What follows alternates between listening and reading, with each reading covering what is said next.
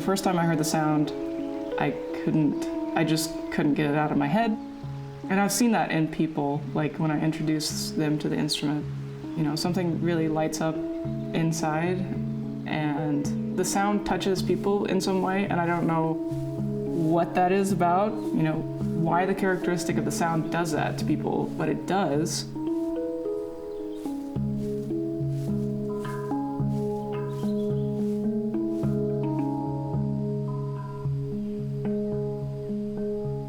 I felt like I had stumbled onto something pretty undiscovered, and I just knew that it was like really special. So I was like, well, I have to play that. Like, that's the perfect instrument for me.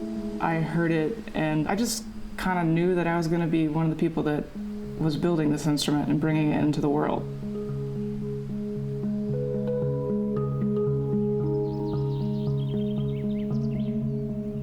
I had nowhere to even start to work on these instruments.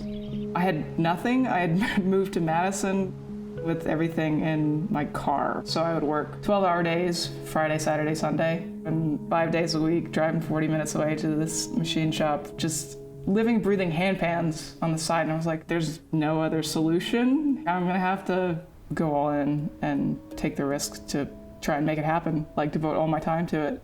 I think I had built maybe one handpan at the time when I quit my job. And I was like, I just have to take this chance and really see if I can make this work. So I sold my condo and I bought a commercial property so I could basically make all the noise I wanted. I changed my entire life to be able to try and pursue building handpans. I started learning that there was only 2 people in the world building that instrument at the time. And in order to get one, I would have to write a letter to them, travel to Switzerland. And basically, the more I learned, the farther and farther off in the distance this idea of me being able to play that musical instrument was becoming. So that was my start. So the handpan originates sort of from the steel pan tradition. In Trinidad and Tobago in the 1940s, people started basically turning old oil barrels into musical instruments. So that instrument, as its course of history, hasn't really been mass-produced, or there's not a lot of research on it. So there weren't resources really on, you know, how do you get started? So someone realized, well, nobody knows anything about these instruments. This guy wrote a book on steel pan making and tuning in the 1970s. So I found that one resource on steel pan building, and I read that book cover to cover. So I used that as a guide of like a starting point. I mean, you have to start somewhere.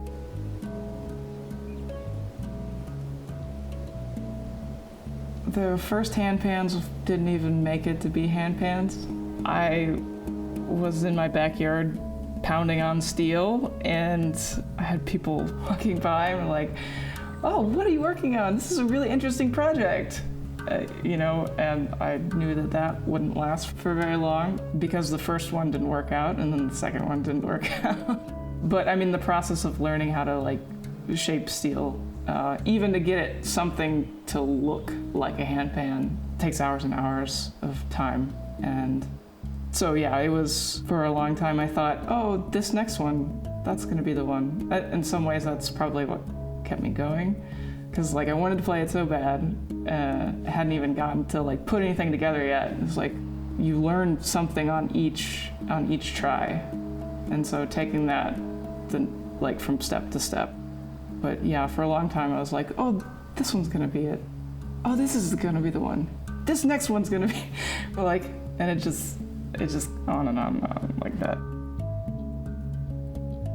There are so many times I got discouraged. The physical aspect of building these instruments, especially in the early days of like learning how to swing a hammer. I mean, we all think you might know how to swing a hammer, but it's not the same. I mean, if you're doing it over and over again, there's a bounce, there's a like strike, there's a pattern, and there's a limit to how much we can do with those tools. And many times I've had to take weeks off at a time for nerve compression, for tendonitis, carpal tunnel, and that's just kind of been all part of the process. So I mean, I thought about stopping multiple times So it was actually because of the physical challenges that I decided that I had to develop a tool to form the raw shell, because that was hands down the hardest physical part.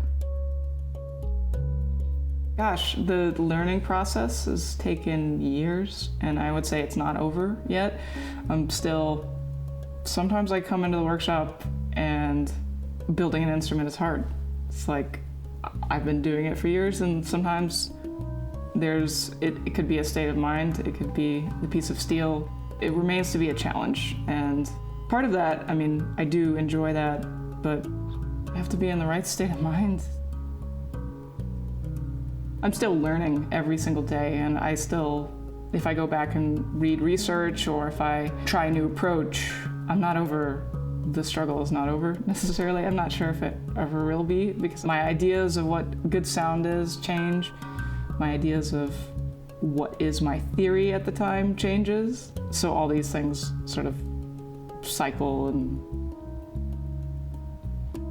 I had never really had a career path per se. Like I didn't really know what I wanted to do with my life. I mean, I loved being outside, I loved working with my hands, but I was actually trying to get back to something that I loved, which was working with my hands and creating. And so when I found this instrument, it was sort of the collision of this idea that I had to be creating and had to be making.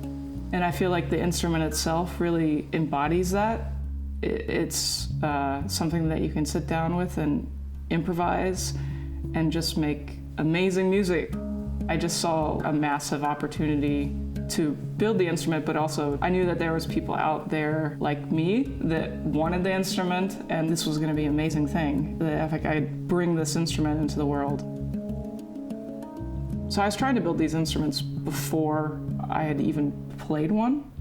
And the first time I played an instrument was actually the very first handpan gathering in the United States, Hangout USA. It was in North Carolina, 2014. It was a really powerful experience meeting people that had come from all over the world to this event. You know, people came from Europe and all across the United States, all for the love of this thing. And they had never met each other in person, you know, like you're there with complete strangers. It's the perfect instrument for me, and perhaps it's the perfect instrument for a lot of people.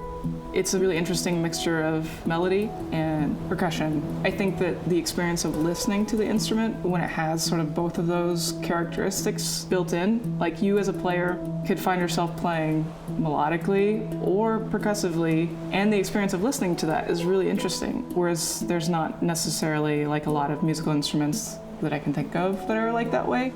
And even in terms of improvisation, the handpan the notes are selected and you can just sit down and play, not have to worry about choosing the right notes. But I still think what makes it amazing, and the reason we all got started with it, is its simple form is like beautiful, and that if you can sit down with something that's 7 or 8 notes and it's really inviting, that's something that draws people in. I think that will continue. Maybe some of the other things with the instrument might come and go over the years, but there's something at its core that's really great, and I think it's sort of here to stay. The ability for the instrument and the sound itself to draw people together, it's really powerful. And yeah, I don't know that I can really answer why that is.